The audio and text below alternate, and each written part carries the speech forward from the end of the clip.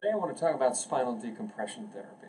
If you're dealing with persistent lower back pain, the symptoms may be worse with sitting first thing in the morning, they may be worse when you bend forward, you may have nerve pain that radiates down into your legs, or you may have persistent chronic pain with any region of your spine, in the middle of your neck, the lower part of your neck. You may have a disc-related problem. Most disc problems don't respond very well to traditional physical therapy exercises, chiropractic manipulation, rest, or medications. And so in the past they've been sent for a surgical procedure. But there are many other procedures that have been proven to work in the research and really do have the best mechanical outcome to improve these discs. So I'm holding a model, and the disc is your shock absorber here.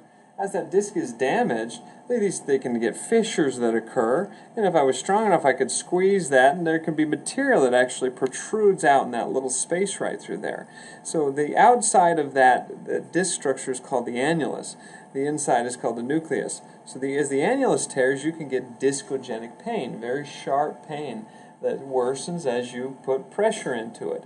So using a mechanical device called non-surgical spinal decompression is creating a negative intradiscal pressure.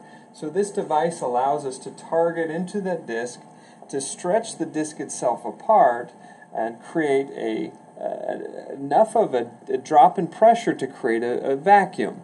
If we can create a vacuum effect, we can help to close down the annular fissure and we can retract away. So what we're really doing is we're saving the typical surgery instead of cutting the material off or creating a larger hole called a discectomy and laminectomy.